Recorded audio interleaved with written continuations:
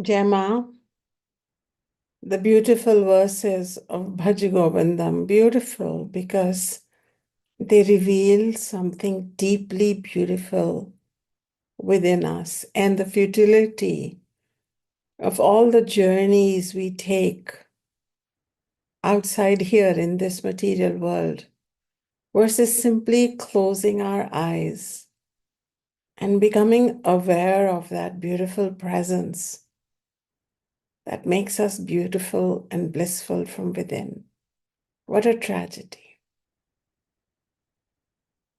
And the focus of the verse we will explore today, the first focus, verse 19, is on the pleasures that we seek in the outer world. And they are not just material pleasures, they may even be spiritual pleasures.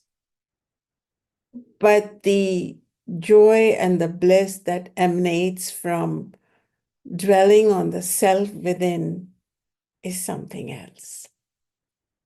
So we begin with verse 19. And as I start, I want to bless each one of you for showing up live across different time zones to receive these teachings, albeit from my mouth, my speech, but these truly are teachings that have come down through the parampara, uttered first by Adi Shankara in 8th century and his disciples, who then had this profound conversation amidst themselves, which then became a teaching for the rest of humanity, for posterity. We begin with verse 19.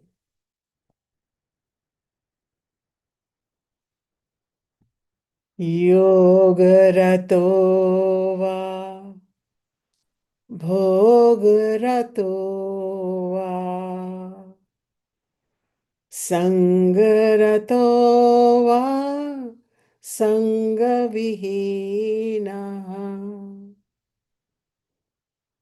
Yogarato va bhogarato va sangarato va sangavihina yasya brahmani ramate chitam Yasya brahmani ramate chitam nandati nandati nandatyeva nandati nandati nandatyeva bhaja govindam Bhaja Govindam, Govindam Bhaja Mudamate, Bhaja Govindam, Bhaja Govindam, Govindam Bhaja Mudamate. So the focus of this verse is pleasure or delight, known as Nandati. And some take delight in the practice of yoga. Yoga has many meanings. And yoga ultimately means union. But over here in this first very term, yoga rato va, bhoga rato va, Yoga Rata means one who is deployed in the practices of yoga. So over here, it would mean dhyanam, meditation, pranayama, asana, and other practices like sandhya, vandam, etc. And one gets this unique spiritual pleasure. There is no doubt about that. So whether one is involved in these kinds of elevated pleasures, yoga, the pleasures of yoga, or the opposite is bhoga. In the very beginning of this teaching, I had talked about a yogi versus a bhogi. And naturally, our preference is to be a yogi because a bhogi is one who is completely immersed in trying to get pleasures through their senses, whether it is through food, whether it is through comfort of the body, whether it is through entertainment of the senses, whether it is through recreation, sexuality, touch.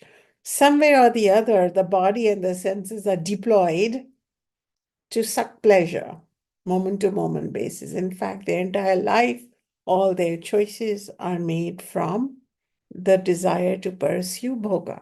The person they marry, the teacher they show up for, the professions they continue or abstain from. It is all determined by the level of bhoga. And either way, one is an ascetic path and one is an indulgent path, and yet they're opposites, but yet they yield pleasure. And Shankaracharya's student says, well, whether it is through yoga or whether it is through bhoga, and then goes on to say in the next line, Sangarato va Sangha Vihina. Sangha means association. And here, Sangha means association of others, of community, of friends, of family, of your kula. It could be a spiritual gathering, it could be a social gathering, it could be a sexual gathering, all kinds of associations for pleasure. So one may seek those pleasures in company, sangha, with the sangha, sangarato, and vihina means without.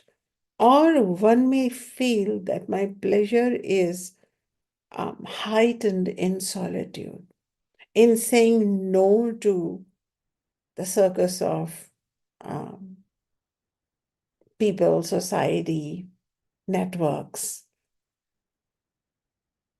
So one has this choice also. One has choice between yoga and bhoga.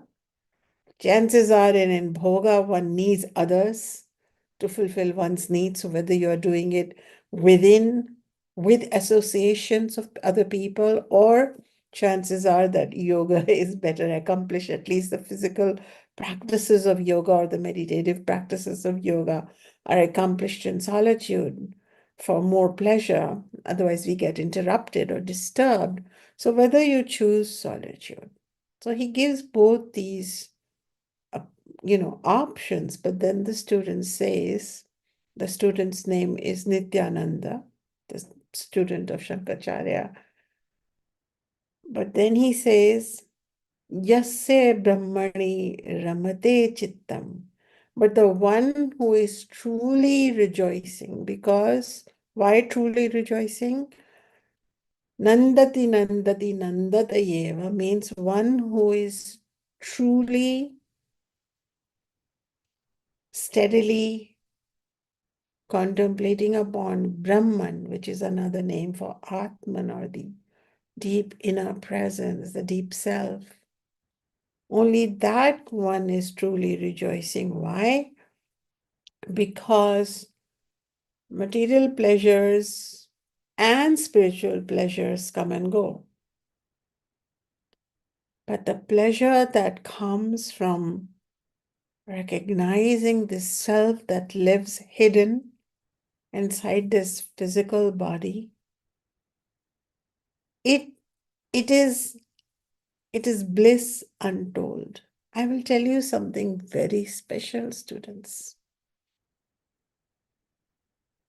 There's a big difference between saying I am happy and saying with recognition, I am happiness. Think about it. I am happy is dependent upon circumstances that are lining up to make you happy. If they don't line up or if they leave something to be wanted, they will not make you happy. But when you say, I am happiness, it is a deeper exploration. It is the exploration beyond your ego into your very nature, which is the nature of Atman Brahman.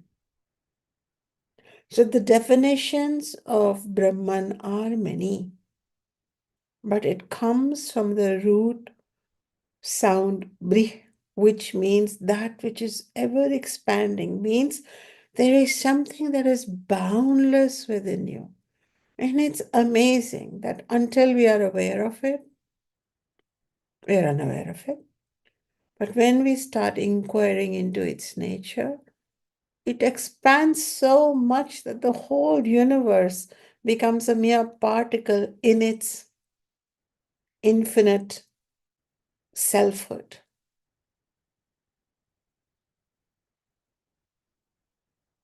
That is why it is known as Satyam, Jnanam, Anantam Brahma.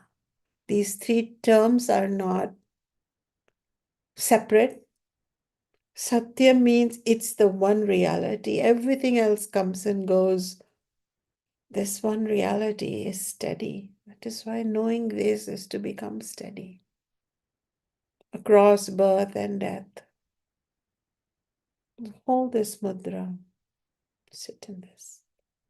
There's a steadiness. This is the Satyam. Satyam means truth, but it is not the transactional truth I'm talking about. From here, Satyam really means reality. It is the one real on which everything else is superimposed. Universes are superimposed, body is superimposed, intellect, ego, death, birth. It's the one Satyam. When everything else falls away, the one truth, that is Brahman.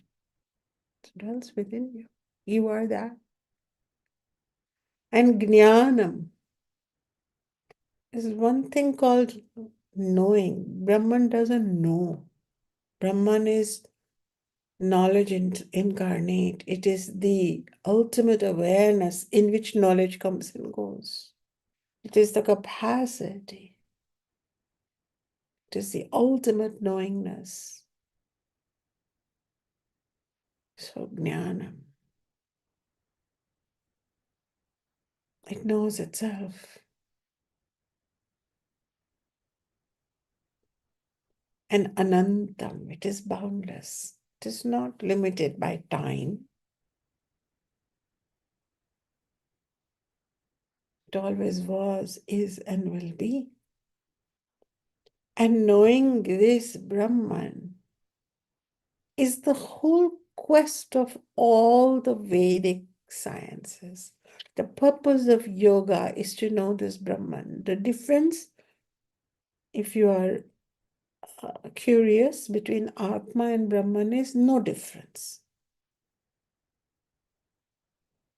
Atma is just the term used when it is mentioned in the case of an individual, and Brahman is when it is addressed from the concept of the collective. But they are often overlapped also. They're one and the same. Brahman is where from all creatures, all universes, plants, animals, microorganisms, mighty humans, they are born, from which they sustain their vital functions and to which they return. That is the ultimate matrix of Satyam Jnanam Anantam. And that is why, in a similar vein, in Viveka Chudamani, which is another beautiful text by Shankaracharya, Shankara, our Acharya himself says, Na yogena, na sankhyena, Karmana no na vidyaya. Brahmatmakatva bodhena moksha siddhyati nanyatha. How to achieve liberation from suffering, from transience, impermanence, this gut-wrenching woundedness that each one of us carries deep inside us because we feel separate from Brahman. Then it says here, neither by no yoga nor by Sankhya. So please understand, and in other, yoga is the practice, Sankhya is the philosophy, and both of them are taught in Bhagavad Gita. So we're not reducing their merit. What we are trying to say is, don't be stuck in yoga or Sankhya, nor by action, karma yoga, nor by learning the scriptures, what you're doing now, but by the actual experiential realization of one's identity with Brahman is liberation possible. Because the moment we realize this self, this steady self within, everything else becomes of second degrees, of a lower order of reality, and one becomes freed. So what is the purpose of this verse again, which says, Yoga Ratova, Bhoga Ratova, Sangha Ratova, Sangha Vihina? What is this? It is addressing us humans who keep changing our actions from material actions to spiritual actions. Um, we just keep moving around outwardly, don't we?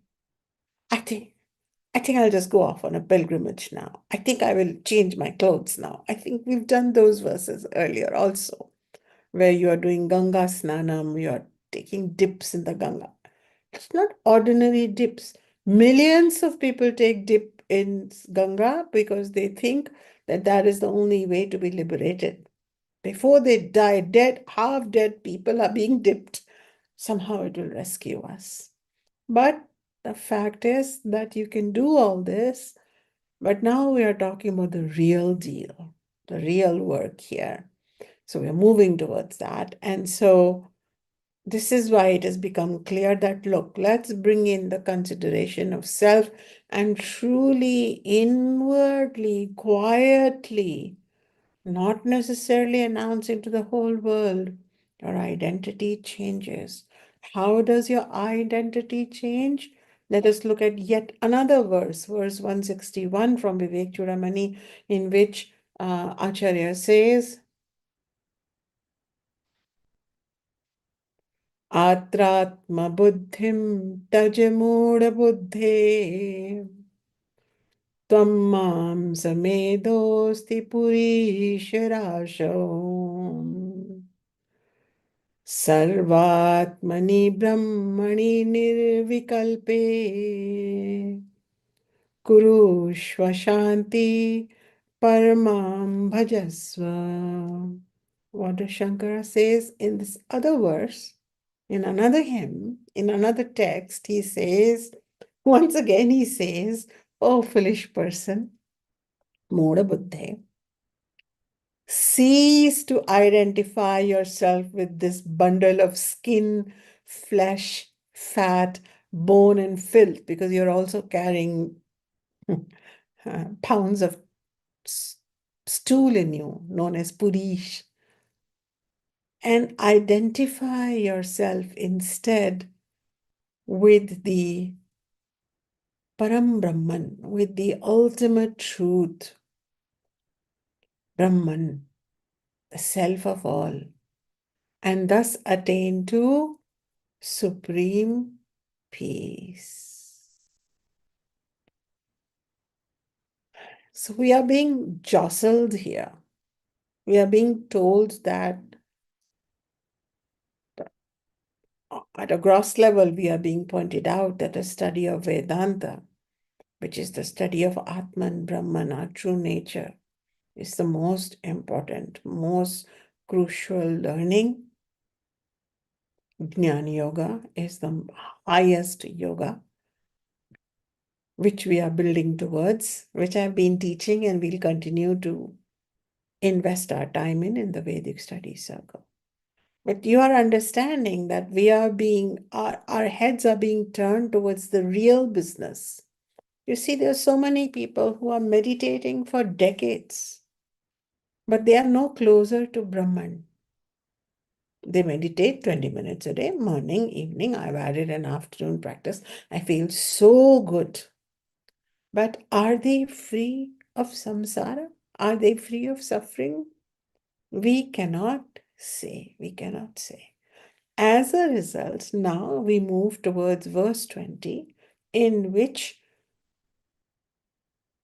uh, we listen from another disciple of Shankara, Anandagiri, who says, well, what is the path to Brahman? How can we potentially be closer to that greater truth of our own self? Because we are so identified with this body and its skin and its color and its texture and its age and its bonding and who does it belong to. So we've forgotten to look for Brahman. So this comes to a beautiful teaching here, which says,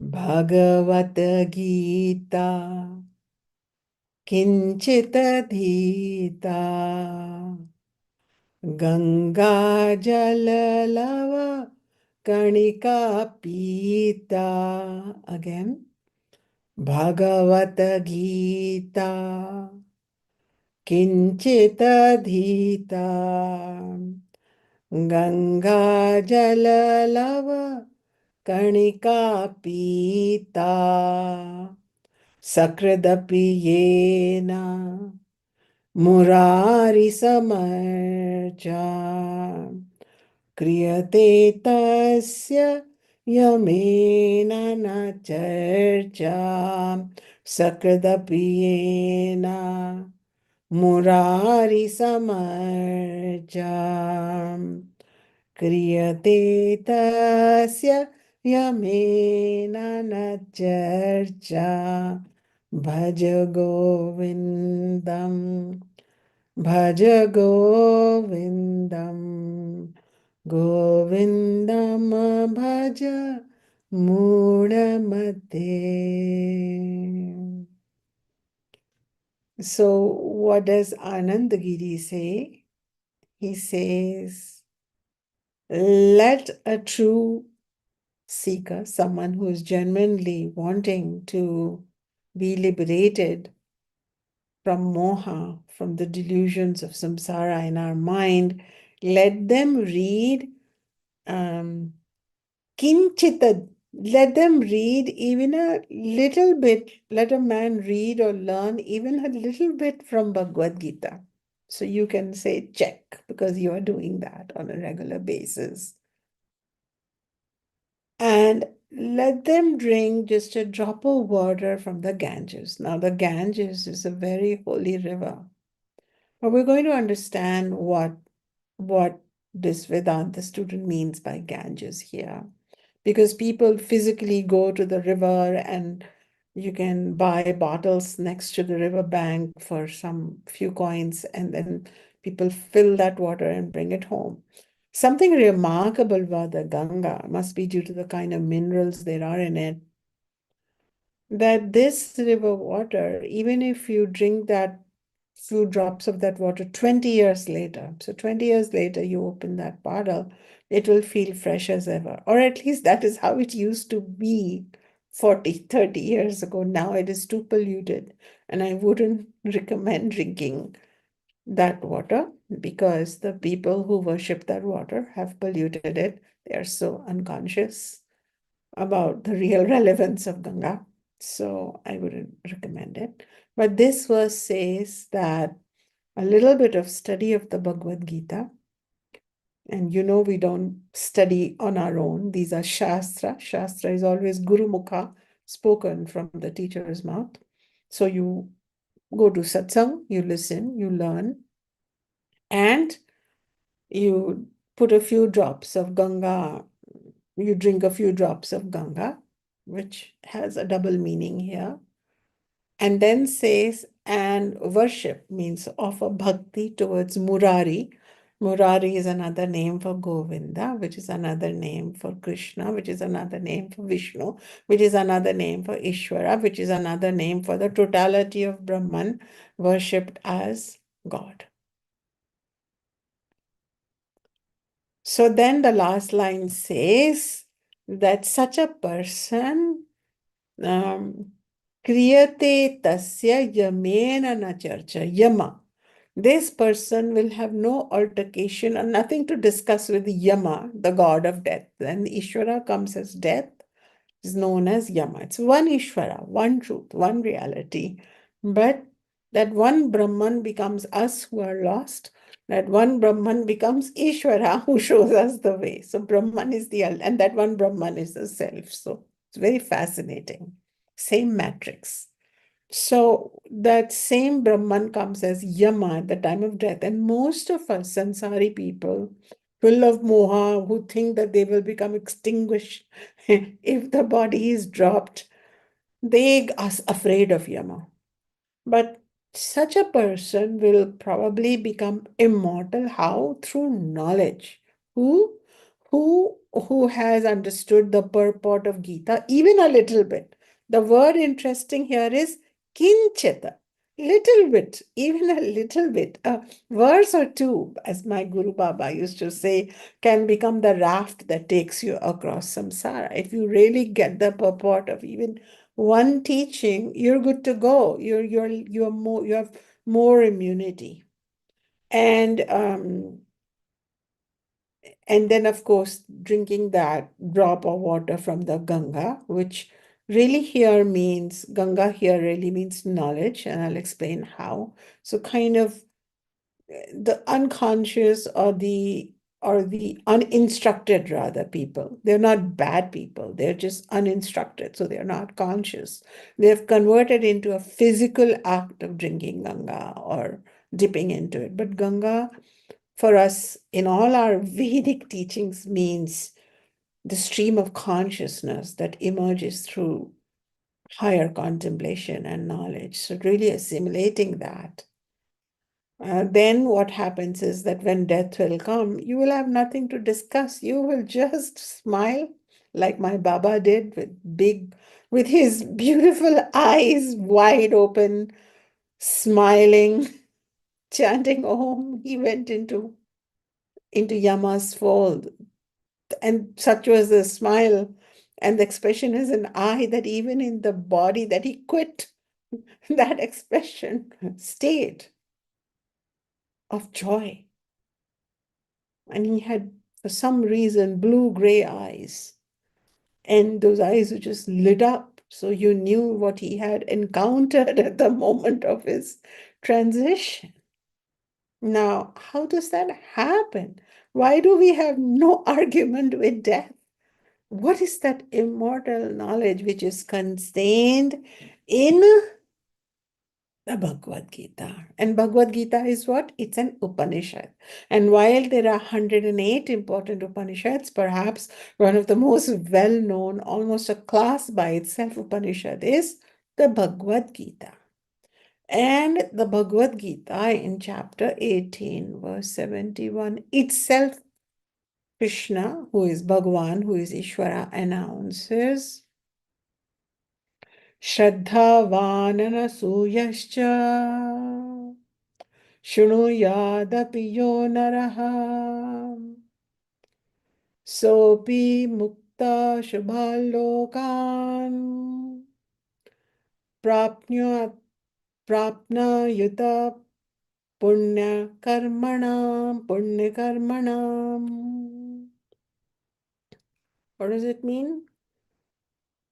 Even those who only listen to this knowledge with faith, without understanding it too much, they don't understand its depths. They only listen to this knowledge with faith and without Um, um,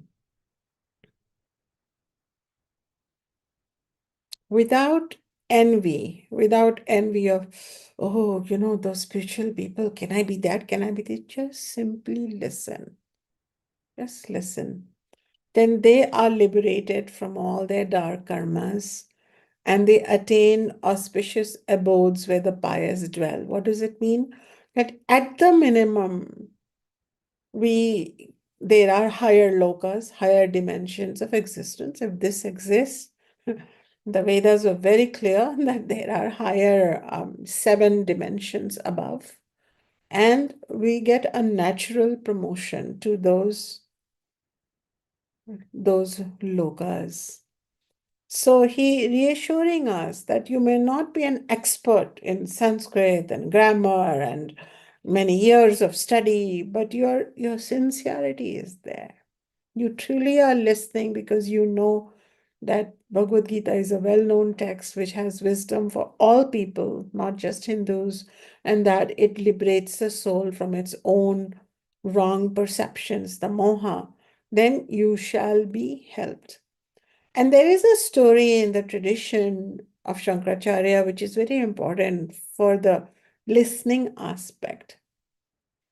Shankaracharya had several disciples, but one of them was Sananda, and he was probably a bit slow compared to others.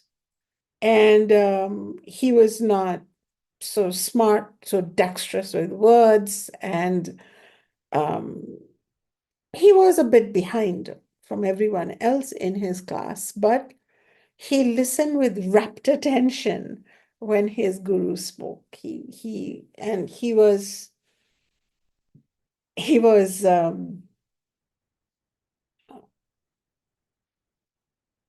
not lacking in his sincerity. If he lacked in his cognitive brilliance or his skill, he didn't lack in sincerity, and his heart was full of trust in that sense, Shraddha. And so one day he was washing his guru's clothes because that is the concept of seva, to help the guru. It's an exchange that is needed in the Vedic tradition. So one day he was washing his guru's clothes in the river, and satsang began. He ran a few minutes over, precisely probably because his mind was not so alert. And students said, Guruji, I think you can begin your satsang. We are all here. And anyway, Sananda he won't miss anything. Probably there was a bit of mockery there. Unfortunately, even in advanced students, that can be there until one realizes the Atma. But the Guru said, he listens with such faith, Shraddha, that I do not wish to disappoint him. And so Shankaracharya just called out, although his voice may not reach the river, but he just called out to his guru, his student, and he said, Sananda, we are starting, come. But Sananda heard that voice in his heart, brings tears to my eyes. And Sananda just left all the clothes helter-skelter and started running across the river, the shallow parts, to go to his guru, his Acharya. And it was such an interesting thing that the guru had called and the Shishya was running towards satsang, towards his guru, and to obey the guru. And so as he ran in the river, lotuses started blossoming under his feet. And so there was a row of lotuses in the river that everyone saw. And he reached his guru. Unknowns to him, all this had happened, and people were gawking at the river. And then Shankara, his Acharya, gave him the name Padmapada, meaning the one with lotus flowers under the feet, And he became one of the four main disciples. Shankara had many disciples, but four were the main disciples: Padmapada, Sureshwaracharya, Hastamalaka, and Trotakacharya. So they became acharyas. They became well-known teachers. So this sincerity from the part of the Shishya is a huge positive factor where the Acharya and the Parampara becomes aware of it and you get support. So this is just a side story of not worrying about, well, I don't know Sanskrit, I don't know, I'm new, I'm beginner, oh, my mind is, I have ADHD, this, that. Don't worry. Let your heart listen. So there is something called the Gita Mahatmyam where Shankara talks about the beauty of Gita, and I'll just read a few verses for you from that. I'll chant you a few verses, which talks about the benefit of study of Gita, since this verse says that studying Gita saves us from the fear of Yama. Gita Shastram idam punyam yah patheta prayatah puman Vishnu padam avapanoti bhaya shoka divarjita. What does it say? This sacred scripture, the Bhagavad Gita, bestows the blessings of who? None other but Vishnu. Who is Vishnu? Ishvara. Who is Ishvara? Brahman. So it bestows when Brahman becomes your caretaker, cosmic caretaker, Brahman is known as Vishnu, Ishvara. So this Bhagavad Gita has been imparted by none other but Vishnu. So anyone who diligently learns it, undergoes a study process, it frees them up from the fear and sorrow of samsara. गीताध्ययनशीलस्य प्राणायामपरस्य च नैव सन्ति हि पापानि पूर्वजन्मकृतानि च. What does it mean? For the one who undergoes the study of Bhagavad Gita with dedication, along with practice of pranayama, because pranayama was a way to purify the mind, the effects of past sins from previous births, so the karmic bondages, the vasanas, the trishnas, they do not touch you. So the benefit of pranayama is it's a karmic cleanser, because these karmas are all allocated within you. That's why we do pranayama. Not the way it has now been packaged in the West. Pranayama is a very major spiritual therapy. But if you study the Bhagavad Gita with it, otherwise, if you're ignorant and you're puffing and huffing away, you clean up your lungs.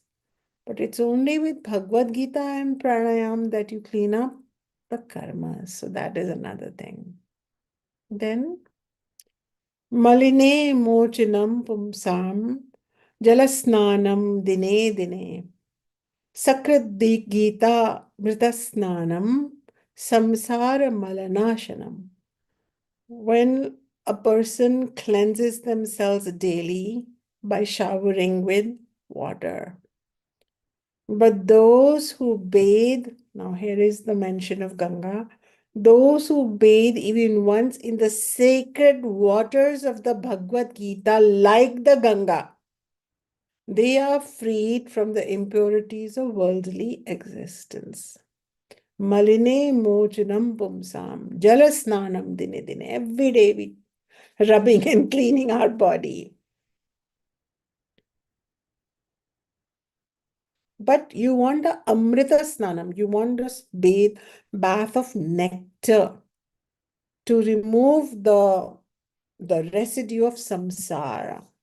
We become so small-minded, we become so petty, we begin to hold on to this is the way things should be and that is not where we become so crazy, so small, so dense in our identity. It's just me, my ego, my people who give me good strokes, and that's it, and that's my life. Bhagavad Gita relaxes all that. removes it.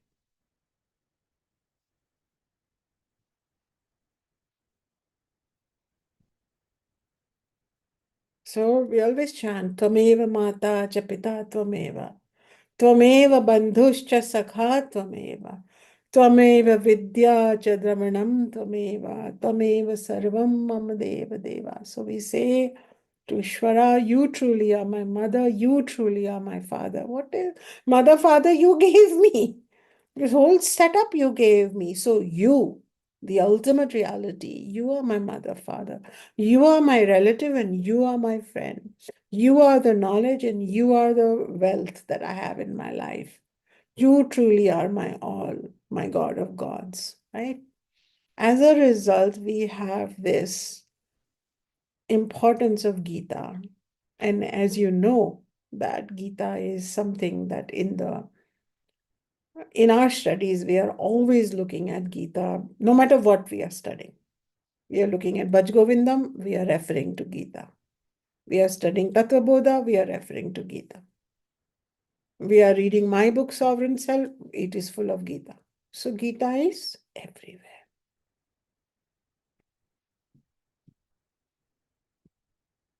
Now let us look at this connection of, he said, drink a few drops of Ganga. Now you're already kind of understanding that Ganga refers to Gita. There's another beautiful hymn, Kashi Panchakam. Kashi means Varanasi or Benares, the city of Benares. And it is said to be the center of the universe. And Kashi also means light, that's just coming from within. That is the light that doesn't have any big cause. It's a light that gives light to everything else. So it represents Shiva. And you know, Kashi or Varanasi is Shiva's city. Okay. And that is where people go to die. So even you will find a lot of Westerners living there who have terminal condition. They have come to die. Anybody who knows a little bit of the Vedic Hindu lore, they understand that, oh, this is Shiva's abode. And if I die here, I am closer to moksha because over there bodies are burning everywhere, especially on the ghats. And the body becomes ashes, and Shiva wears those ashes. It's very gross if you think about it, but it shows this detachment to the body, that it's nothing. Body is just an ornament, it's nothing. And it becomes ashes. And so you'll find a lot of people who have renounced living there, but you also find all kinds of normal people there, bankers and dancers and artists and, business people. So it's a full and bustling city. But over here in this Kashi Panchakam, 5 verses on Kashi, Shankara had something interesting to say. And he said, Mano Nivriti Parmopashantihi Satirthavarya Manikarnika cha Jnana Pravaha Vimala Diganga Sakashikaham Nijabodharupa. So he says, he imagines his own body as the city of Kashi. So I am that city of Kashi and what is the light in that city? The light of my pure awareness. Look at the imagination of this teacher. That's why he's the Adi Shankaracharya. He's the teacher of teachers. I am that city of Kashi in the form of my own pure awareness. And there is a very famous river bank. There are many, many river banks there, but one of them is known as Manikarnika Ghat. And Ishani, you are here, you may remember we had travels to Manikarnika Ghat together. So over here, the dead are being burnt, but it is considered very holy, this bank, because we are discarding the body. The body, which is this gross identity, belongs to earth. Thank you very much. Please take it. I'm on my journey now to merge into Brahman. So it's very holy. And so many people meditate there.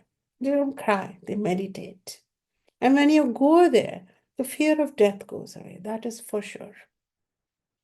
And the reality sets in that you are something else.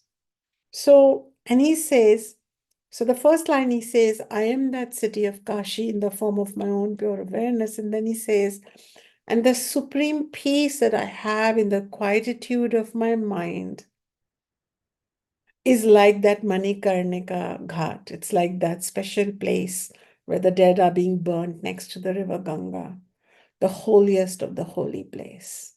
So apparently he has a peaceful mind, and he says, right here, where my material identity is dying, where my material grabbing is dying. It's so powerful. And then he says, Jnana Pravaha Vimala Diganga. Vimala means pure, pristine. And it's the pristineness of Brahman. So he said Jnana means, Pravaha means the flow of awareness, the flow of consciousness, the flow of that higher knowledge. That is the flow of the divine Ganges that's happening here. So he completely converted an external scene where there is a river that is flowing, which is holy. There is a river bank next to it called a ghat, specifically known as the Manikarnika Ghat, which is considered holy. And then there is the city that is lit up with all these fires of the pyre, people being burned, and he converted it to himself. It's powerful. I would go back and Google images on the Manikarnika Ghat and Varanasi.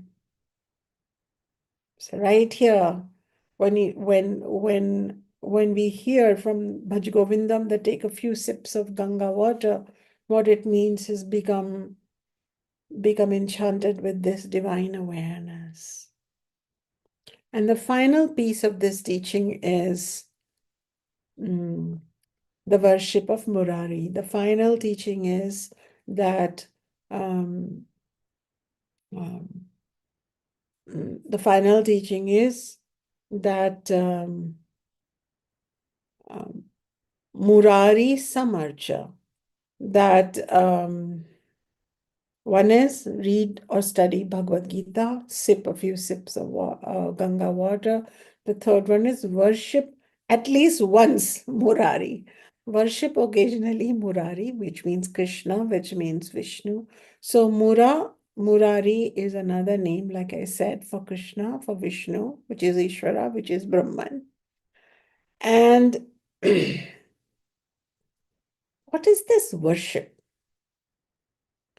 Now, you know this word worship from your religion, whatever be your religion. Hindus worship images, Sikhs and Muslims worship a book, keep the book, they worship the book. Christians worship the cross or Jesus's image. So we have Jews worship a lit candle. So these symbols, right? Nothing wrong with it. But for us who are students of Vedanta, it's worthy to see what really is worship then. And so it's really interesting that Vishnu or Krishna himself, in this very important text called Srimad Bhagavatam, clarifies in section 3, verse 29, no, section 3, chapter 29, verse 21, very important verse, clarifies that I am present in every living entity. Aham sarveshu bhuteshu. Bhutatma vasthita sada. So I am present in every living entity as the super soul. So I am the super soul in every soul. That is what God is saying to us. Ishvara is saying to us. I am present. but clarifies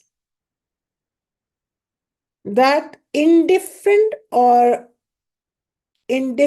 of my presence, the all-pervading presence in every living being, what do humans do? Humans engage themselves in worshipping their version of my image alone. Amazing. We are being asked to step up in our worship by recognizing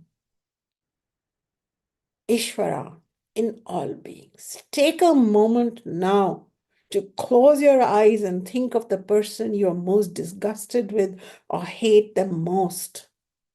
And when you think of Ishvara dwelling in them, there is a degree of detachment that emerges from that hatred. Even if love doesn't emerge, understanding, compassion, and an understanding that their existence is also valid on earth alongside yours.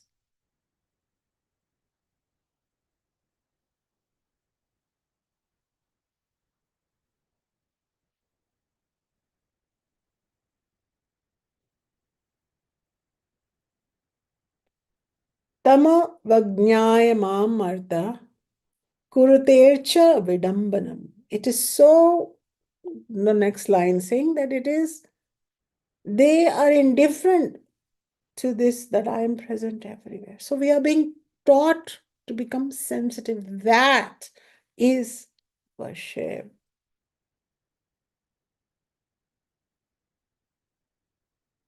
And then in the very next verse, verse 22, Krishna says, one who worships the symbols in their places of worship, but does not know me as Paramatma, the ultimate Atma, the superior, the supreme Atma, who is situated in every living being's heart.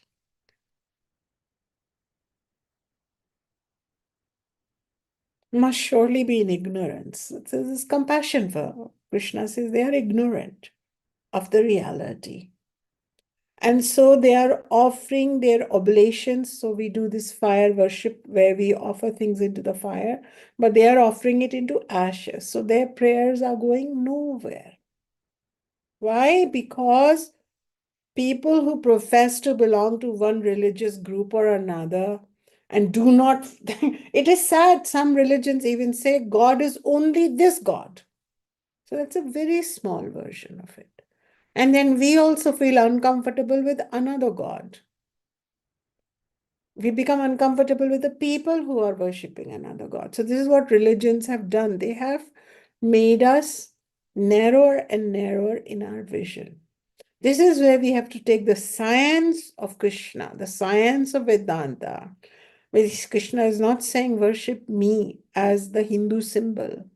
Krishna is Ishvara.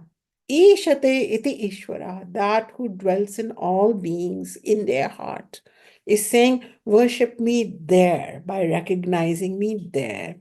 So, dharma is a form of worship. Ahimsa is a form of worship. Respect, minimum respect, is a form of worship. Simply attaching yourself to the rituals of your culture, family, race, probably that's a good place to start, but don't stay there. In other words, as a devotee, do not ignore any living entity, do not disrespect,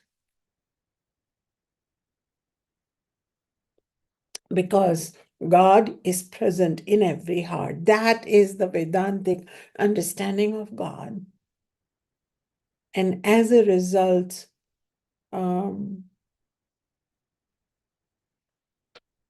this life that we begin leading when we are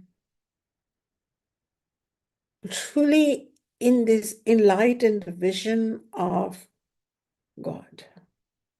So you are studying Bhagavad Gita, you are letting the Ganga, the inner Ganga of supreme awareness flow through you. And you are kind, respectful, dharmic to all beings. You are definitely becoming closer and closer to the state of moksha, to becoming immortal through your knowledge. And that's why when you face your death, in that moment happens. And remember, this whole Bhaja Govindam was about not being unconscious at the moment of death. What was the first verse? The first word was Bhaj Govindam, Bhaj Govindam. Govindam Bhaj Bhumudamate. Samprapte sannihite kale. Nahi nahi rakshati dukrina karne. That moment of your death can come at any time. And at that time, this memorized knowledge will not come to any use to you. If we think about that first verse, and now we think about this 20th verse, then look, you are getting the answers. And these answers make you purposeful in your quest, especially the teachings on God. And if you are attached to one symbolic version of God, I've grown up a Hindu and I'm, you could say, attached or familiar with Hindu version of how gods look.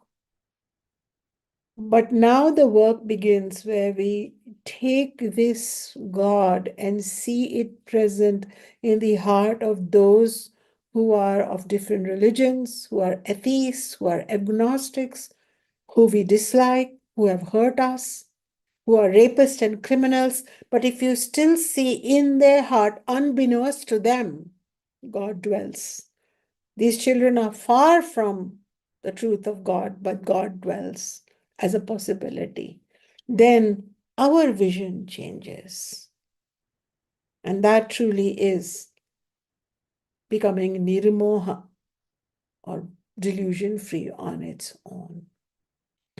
We will continue with an iconoclastic verse, verse 21, a very important verse next time, which talks about what happens when we die and how we take another birth and what all ensues. So it's a very beautiful verse coming up on transmigration, which we will look at in verse 21. Blessings to each one of you. We are indeed blessed to be at the feet of great Acharya Shankara and to be studying directly the words of the Bhagavad Gita. Blessings to each one of you for this marvelous unfoldment of jnana in this lifetime. Jai Ma.